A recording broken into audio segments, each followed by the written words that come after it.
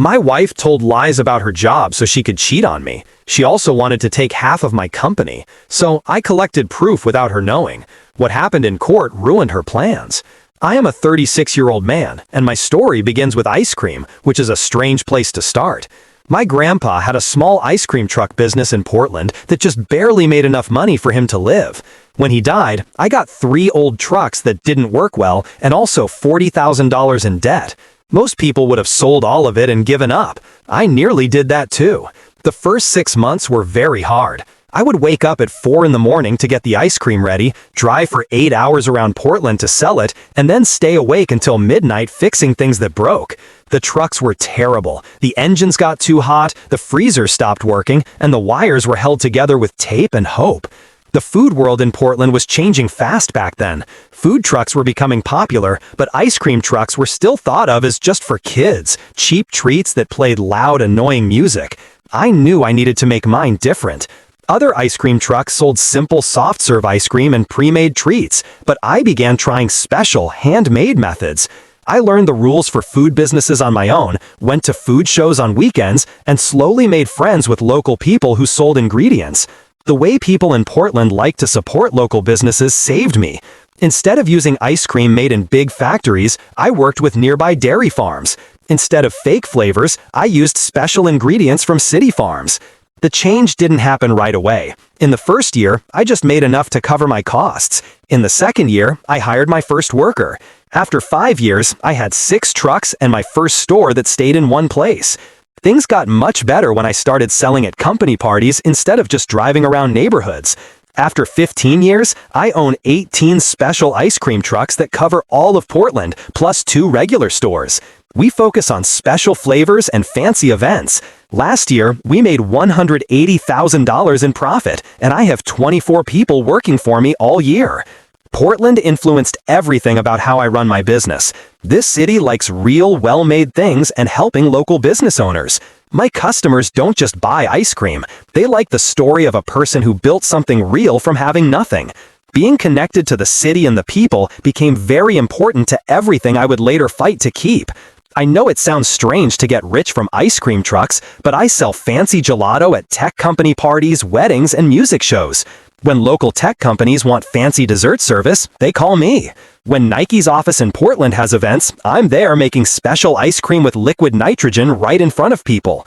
I'm not like most business owners. I still drive the truck sometimes, still know every car repair person in the city, and still fix the freezers myself. But I built a real business from nothing, and I was proud of it. Then I met Amber at a food truck event 3 years ago. Amber was 27 years old and was one of those people who gets paid to post about her life online. You know the kind. Perfect Instagram posts, showing a real life, getting paid by companies, the whole thing. She had about 45,000 people following her and made good money advertising skin products and small gyms. The Portland Food Festival was at a park by the river with food trucks lined up along the water. It was the middle of summer, my busiest time of year. I was running our best truck, the one with our special liquid nitrogen machine that always attracts people. The festival was full of Portland's usual mix of families, young workers, and visitors wanting to experience real Portland culture. When she came to my truck, I first thought she just wanted something to post online. Portland's social media people were always posting about the food, and ice cream trucks looked good in photos. But Amber was not like them. While other social media people would order, take pictures, eat a little, and leave, she actually waited in line like a normal customer. "This is amazing," she said, after tasting our lavender honey ice cream. "How do you make it so smooth using liquid nitrogen?" Most people just ask about the show, the smoke, the way it looks. She asked about how it worked. We talked for 20 minutes about ice cream crystals, controlling temperature, and adding flavors. She seemed truly interested in the science of making special ice cream. "Most people think ice cream trucks are just for kids," she said, making a video of our liquid nitrogen ice cream station. "You've made it into real art." What impressed me wasn't just her questions, but how she really listened to my answers. She asked about how much money I made, problems with growing the business, changes during different seasons, and managing workers. She understood business basics in a way that surprised me. Here was someone who seemed to truly understand how complex what I had built was. Most people think ice cream trucks are just for kids, she said, making a video of our liquid nitrogen ice cream station. You've made it into real art. This was the first warning sign. Amber had never had a regular job. Making money from social media paid for her life, but it all depended on how she looked and her personality. No real skills, no hard work, just the ability to make health drinks look desirable. But she was beautiful. From different backgrounds, great smile, the kind of woman who could make anything look fancy. And she seemed to understand what I had built in a way most people didn't. We dated for 8 months before I asked her to marry me. During that time, I noticed she cared a lot about status, but in a quiet way. She would look up restaurants before we went, not because of the food, but to make sure they were good enough to post about online. She would ask specific questions about how much money I made, not directly, but by talking about planning our future together. The wedding cost $85,000. What she contributed? She made deals with the wedding vendors to give her free things in exchange for her posting about them online. In a way, she saved us money, but I still paid for everything while she got things to post online. Looking back now, I should have seen the pattern. Everything was about what she could get. The first 2 years of marriage were okay. Amber acted like a supportive wife to a business owner for her followers. She would post pictures from behind the scenes at our shops, make videos showing a day in her life in our house that I paid for, and built her online image around being married to a successful small business owner. Her number of followers grew to about 90,000, and she could charge more for sponsored posts. She was making about $6,000 each month from partnerships, which was good money, but she spent huge amounts. Everything had to look good for Instagram. Our furniture, her clothes, our trips, even our food. She would spend $300 at Whole Foods to make one video about preparing healthy meals, then order food delivery because she didn't really know how to cook the food she bought. The car I bought her had to be the right color for her online image. The house we rented, she insisted on moving to a more expensive one because the kitchen didn't look good enough in photos. Every choice was based on how it would look to her followers. But the real problem was that she had no connection to real work. While I was running the trucks, dealing with health inspectors, training workers, and handling the many daily problems of a food business, Amber's biggest worry was whether her morning selfie got enough likes and comments. "Honey, you don't understand how tiring it is to make content," she would say when I came home after working for 12 hours and found her still in bed at 3 in the afternoon. "I have to always be on." The way she felt she deserved everything was shocking, but it got worse over time. If I worked late during busy times, she would complain that I was ignoring our relationship. If I suggested spending less money, she would say that her image was our brand and needed money spent on it. Then she met Sienna at a women business owners event. Sienna was 42 years old and was everything Amber wanted to be. Rich, powerful, and completely without mercy. She had an expensive life coaching business for women, focusing on getting the most out of your relationships and making sure you get what you deserve.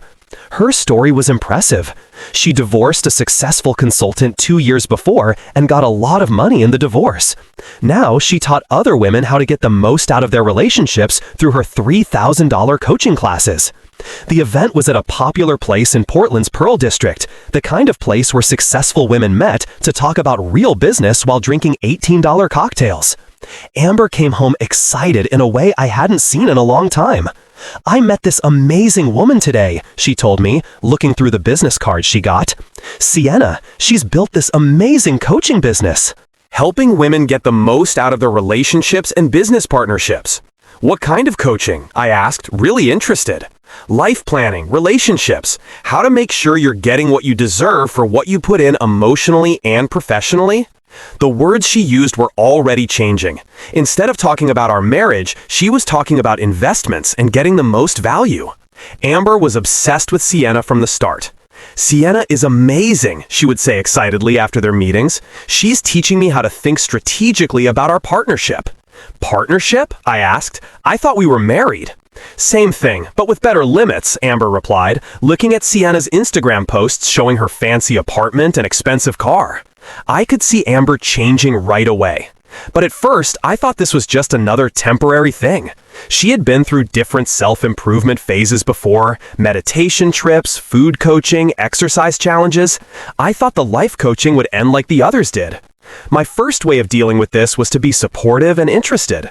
I asked about her meetings, listened to her new ideas about fairness and relationships, and tried to understand what she was learning. I thought if I showed interest in her personal growth, we could work through any problems the coaching was causing. "Tell me more about this relationship fairness idea," I said one evening after she had spent an hour explaining Sienna's theories. "It's about making sure both partners give and get equal value," she explained. "Most women don't value what they do enough and accept less than they should get." "What kind of contributions are you thinking about?" "Emotional work, social connections, building the brand, making business contacts." "I've been doing a lot of unpaid work that directly helps your business," I tried to be helpful. "You're right that your social media helps people know about our brand. Maybe we should make it official somehow. What would be fair pay for that work?" But every talk led to more demands. A consulting fee became wanting to own part of the business. Recognizing her help became accusations that I was using her. No matter how much I tried to accept her new way of thinking, it was never enough. The changes were fast and big. Amber started talking about fairness in relationships and getting paid for chances she missed. She read books about how to negotiate and how to be a high-value woman. All her words became business terms. My second try was to talk about the spending directly. Her coaching was costing us $3,000 every month, plus the expensive lifestyle changes she said she needed for her personal brand. "Honey, I support you improving yourself," I said carefully, "but maybe we should set a limit on spending for coaching and personal development." This started our first big fight about money control. "You're trying to stop my growth," she yelled. "Sienna warned me that partners who feel insecure often try to ruin women's success." "I'm not trying to ruin anything. I'm trying to manage our home budget." "Our budget? You mean your budget? I don't really have any say in our money, do I?" This was not true. She could use all our accounts and spend money within reasonable limits. But Sienna's coaching had made every normal marriage talk seem like I was trying to control and oppress her. I tried something else. Couples counseling. "Maybe we should talk to someone together," I suggested. "Not Sienna, but someone neutral who can help us talk better." "Why would I need couples counseling when I'm already working with a relationship expert?" she replied. "Besides, Sienna says couples therapy often just teaches women to accept less than they should get." Every idea I suggested was judged by Sienna's way of thinking and rejected. I was beginning to understand that the problem wasn't talking or not understanding each other. The problem was that Amber was being taught to see our marriage as a business deal where she wasn't getting her fair share. "Connor, I haven't been valuing what I do for our success enough," she said one evening. "Sienna helped me see that my social media posts have been essential marketing for your business." This was a little true, but a huge exaggeration. Yes, her posts about our shops got some attention, but 90% of our business came from company contracts and people telling others about us. "I've basically been working as your unpaid marketing director," she continued. "Sienna says I should be paid properly for creating that value." Her demands started small. She wanted a formal payment for her social media work. Then she wanted her name added to business accounts, to be open about things. Then she wanted to see our financial records to better understand our money situation. But the real harm was in how she started treating me as a person. "Sienna says successful women don't accept men who don't match their energy level," became her favorite phrase. "She thinks I could do better than you." Suddenly, my working class background was embarrassing instead of nice. My work hours were too much for a modern relationship. My casual clothes didn't fit the image we should show to people. I thought it was just a temporary thing. Rich women's issues, right? I had no idea what Sienna was really teaching her. About 18 months ago, Amber's behavior changed a lot. She had always cared about money, but suddenly she wanted to know everything about our money situation in great detail. "Honey, I think I should understand our complete money situation. Sienna says couples should be completely open with each other." She wanted to know exactly how much the business was worth, how money moved in and out, what our assets were worth, our insurance policies, and even my personal credit score.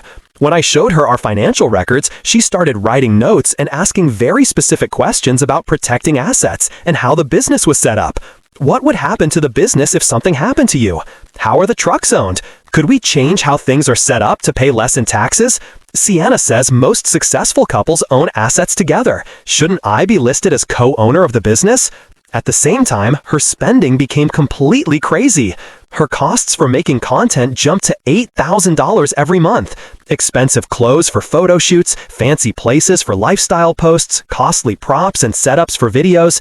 She hired a photographer, a video editor, and a brand planner. "This is an investment in our future," she would explain when I questioned the spending. "My social media presence directly helps the business grow." She also started taking expensive trips with Sienna's coaching group, getaways to Scottsdale, classes in Napa, networking events in LA. Each trip cost $5,000 to $8,000 and resulted in posts about living your best life and not accepting less than you deserve. When I gently suggested the spending was getting too high, she got very angry. "You're trying to control my money freedom. Sienna warned me this would happen. Money control is the first sign of an abusive relationship." That's when I knew something was very wrong. My wife was saying I was abusive just because I questioned why she spent $2,000 on one photo shoot. But I still didn't know how planned all of this was. 4 months ago, I was working on our website and needed a photo from Amber's phone. She was in the shower, so I took her laptop to get to her online storage. What I found wasn't just that she was cheating. It was a perfect example of planned destruction. The laptop was in our home office, a bedroom we changed to look over our backyard. I made this space for both of us, with 2 computer screens, comfortable chairs, and good lights for her content work. It was supposed to be our shared work area, a symbol of our partnership. Instead, it had become the main place for planning to destroy me. Her web browser had many pages open, which was normal. But as I clicked through looking for our photo folder, I started noticing what she was looking at. Online discussions about planning life changes, blog posts about getting the most from relationships, YouTube videos about protecting your money during big life changes. Then I found it, a private Facebook group called Strategic Women's Network with about 50 members.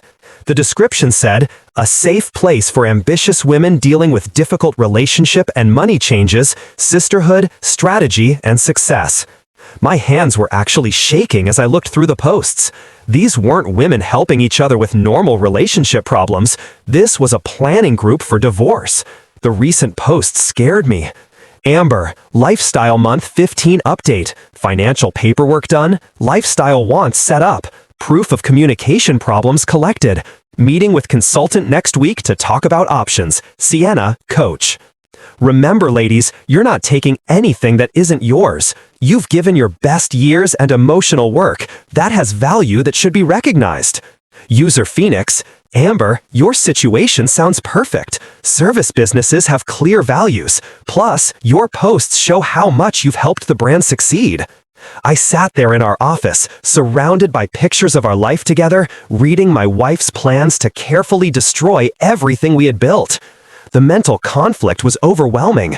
This was the same woman who had made me coffee that morning, who had kissed me goodbye when I left for work, who had seemed excited about our weekend plans. But that wasn't even the worst part. The worst part was finding Amber's second Instagram account, a private one with about 80 followers sharing stories about women's power and strategies. The account was called Amber Rising, and the description said, "Taking back my power, real journey to freedom, women helping women rise up, authentic life." Her recent posts included pictures of expensive things she bought with words like, "Investing in myself because I'm worth it." Pictures of good reviews of our business with celebration emojis and words about building an empire. A video tour of our house called Creating the Home I Deserve. Group pictures with Sienna's coaching clients with words like, "My sisterhood, women who understand real value." She had been recording her plans for months, turning her plan to leave me into inspiring content for her secret followers. Every expensive thing she bought, every self-care trip, every step toward being independent was made into content about women's power. The comments were even worse than the posts. Many women encouraging her. "You're shining. Being independent looks great on you. Can't wait to see your complete change. He has no idea what's coming, haha. Write down everything, girl, you'll need it." But there was more, a lot more. In her messages, I found months of talks with a guy named Trevor, the photographer she had been working with. These weren't work messages. The conversation showed they had been romantically involved for about 6 months. Trevor, I can't wait until you're free to be together properly. Amber, soon, babe. Just a few more months of pretending. Trevor, it's hard watching him touch you. Amber, think of it as an investment in our future. This will all be worth it when I'm getting alimony, haha. The messages included photos, private ones she sent him from our bedroom, our bathroom, And even from my truck during work events. She had been having a full relationship with this man while sleeping next to me every night. Trevor wasn't just a random affair.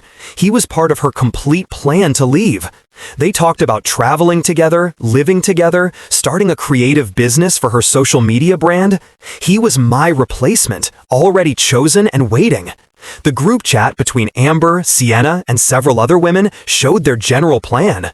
Sienna coach in Oregon. Marriages over 3 years can get spousal support. The key is writing down lifestyle contributions and any controlling behavior. Amber, lifestyle. I've been keeping records of everything. Photos showing the lifestyle difference when he's in work clothes and I'm dressed up for events. Times when he gets defensive about spending. User, wellness. Write down everything that shows your important role in the business. Social media numbers, customer comments, anything that proves your value. Sienna coach. Remember, you're not destroying anything. You're taking your fair share of what you helped build. Amber, lifestyle. Exactly. And once I'm free, Trevor and I can build the real brand I've always wanted. His photos will be perfect for my next stage. User, Phoenix. How long until you do it? Amber, 3 years of marriage will be perfect for support calculations. Probably right after our anniversary. The timing will be perfect. Haha. I sat there in our shared office, looking at these conversations, feeling like I was watching a movie about someone else. This woman I had loved, taken care of, and trusted was treating our marriage like a business deal to be managed and ended. But I'm not the type to fall apart. When someone tries to destroy what you've built, you don't cry. You fight back in a smarter way. But first, I made a big mistake. For the next week, I was a mess. I couldn't focus at work, hardly slept, and kept watching Amber's behavior for signs she was lying. Every smile seemed fake. Every loving gesture seemed planned. Every talk felt like she was acting. My first reaction was to confront her. I wanted to print everything I found and put it on our kitchen table. I wanted to yell at her, make her explain, force her to admit what she was doing. The betrayal was destroying me inside, and staying quiet felt impossible. But I knew that confronting her directly would just make her act faster. If I showed that I knew about her plan, she would file for divorce right away, maybe saying I had invaded her privacy or was becoming unstable. I would lose any advantage I had. So I tried something different, being the perfect husband. My thinking was simple.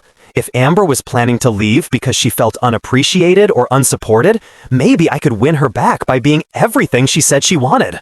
If her complaints about our relationship were valid, I would fix them before she asked. I started bringing her coffee in bed every morning. I planned surprise date nights at the popular restaurants she loved posting about.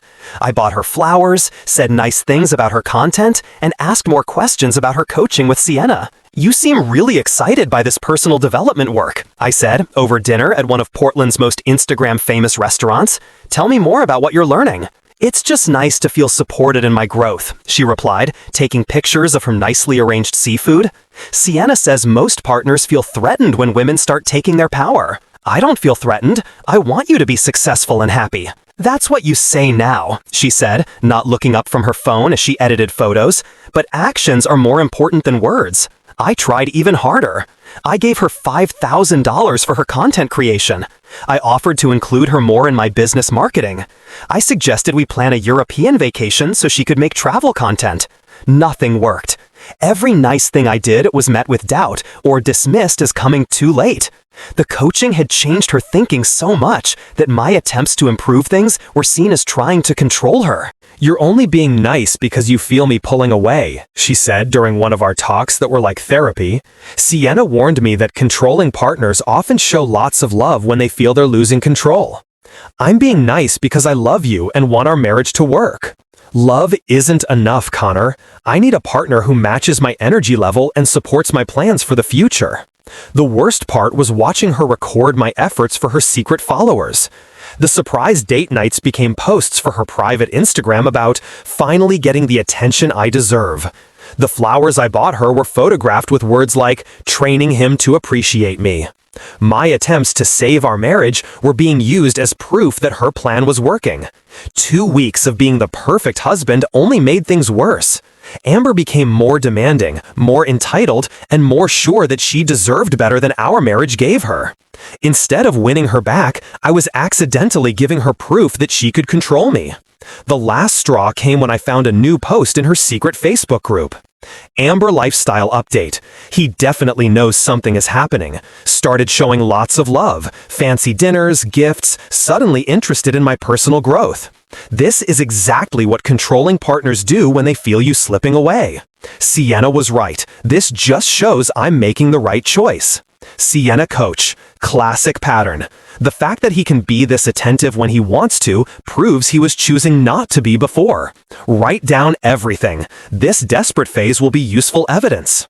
User Phoenix. How pathetic. Trevor would never treat you like you don't matter until he felt threatened.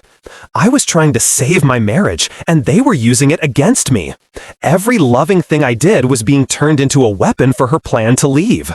That's when I understood the truth. There was no fixing this. Amber didn't want our marriage to get better. She wanted it to fail. She needed it to fail because failing gave her a reason to take half of everything I had built. It was time to show them what real planning looks like. The next 6 weeks were the hardest acting job of my life. I had to act like everything was normal while secretly protecting my money and recording Amber's betrayal. I didn't miss the irony. I was now doing exactly what Amber had been doing for months. The difference was that I was protecting something I had really built from someone trying to steal it, instead of planning to destroy someone who had supported me. First, I hired a great divorce lawyer in Portland, a woman named Rachel, who knew how to protect business assets and had experience with social media evidence. Her office was in one of downtown Portland's glass buildings, the kind of place that showed she was very good and cost a lot of money. I need to show you something, I said during our first meeting, putting printed screenshots on her nice wooden table. Rachel had worked on hundreds of divorce cases, but her eyebrows still went up when she looked at Amber's social media planning and proof of her affair. Your wife doesn't understand the legal problems with what she's been doing, Rachel said after 30 minutes of looking at everything. We're going to use her own records against her. Is what she's planning even legal? Planning a divorce isn't illegal, but writing about it as a strategic plan while having an affair and wasting shared money creates big legal problems for her. Rachel's plan was careful and complete. We spent 3 hours in that first meeting planning every part of protection and evidence I needed to prepare. The next 6 weeks were the hardest acting job of my life. I had to act like everything was normal while secretly protecting my money and recording Amber's betrayal. I didn't miss the irony. I was now doing exactly what Amber had been doing for months. The difference was that I was protecting something I had really built from someone trying to steal it, instead of planning to destroy someone who had supported me. First, I hired a great divorce lawyer in Portland, a woman named Rachel, who knew how to protect business assets and had experience with social media evidence.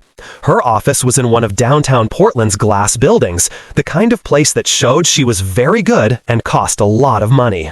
I need to show you something, I said during our first meeting, putting printed screenshots on her nice wooden table.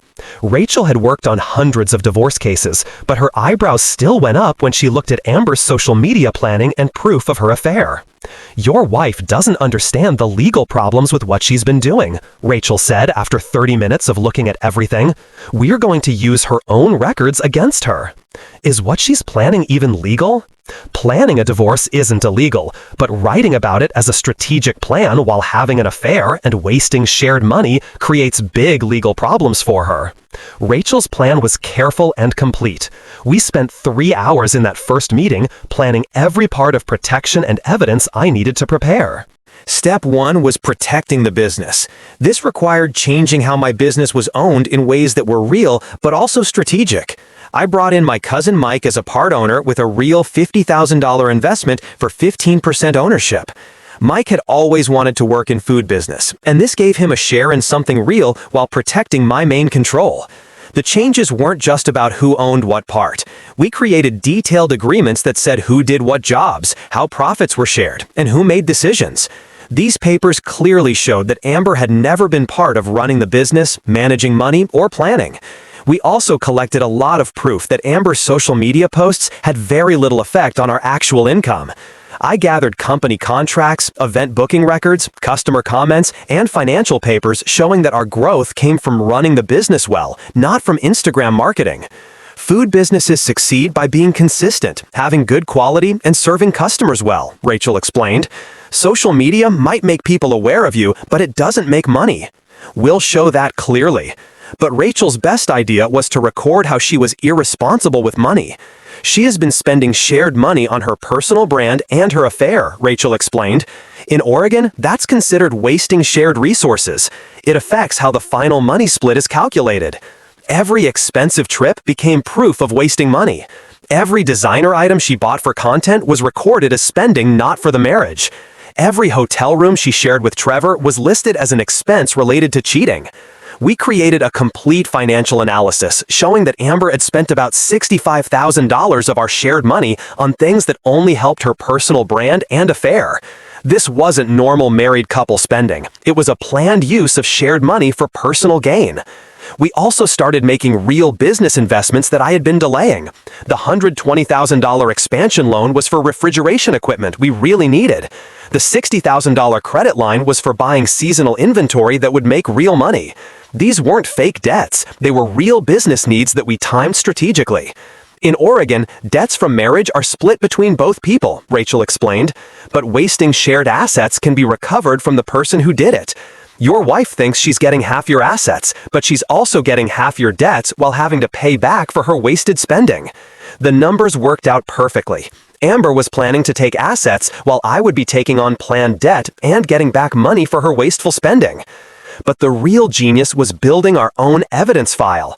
Rachel connected me with a digital evidence expert who helped me legally record everything I had found. We created complete records of Amber's secret social media accounts, her affair with Trevor, and her planning with Sienna's group. The key is proof that can be proven in court, the digital expert explained during our meeting at a computer security company in downtown Portland. Screenshots can be argued against, but digital data and online records are much harder to dispute. We also started watching our shared computer use and recording conversations in shared areas of our home. Oregon is a state where only one person needs to know about a recording, which meant I could legally record our talks as long as I was there. Every mean comment about my lack of ambition was recorded. Every time she dismissed my attempts to improve was written down. Every conversation where she described me as controlling or not supportive was saved for legal review. The trap was perfect and completely legal. Amber thought she was playing a complex game, while I was just learning a simple one. In reality, I had been building a complete legal defense while she was still planning her first moves. While I was building my defense plan, Amber's behavior became more and more bold. She wasn't even trying to hide her plans anymore. She would stay out late, saying she had client meetings, and would come home with clear signs she had been with someone else. When I asked about her evening, she would get defensive and accuse me of being too possessive and controlling. I'm building a business, Connor. I can't be successful if you question everything I do. Her business apparently required many private meetings with Trevor.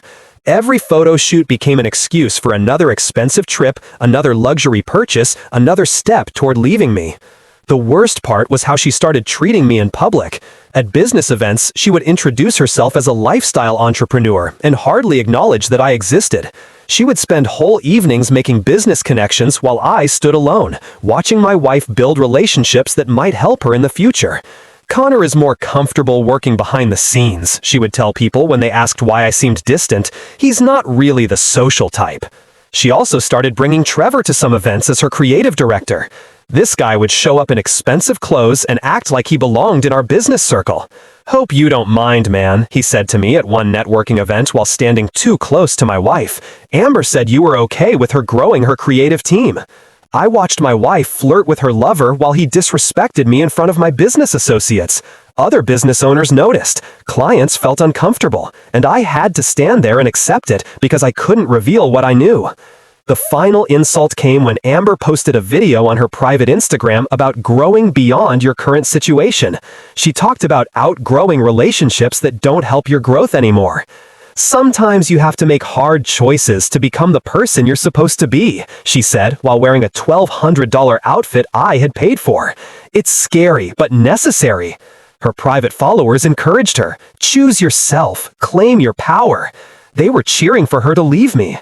That night, I called Rachel and told her I was ready to start the divorce.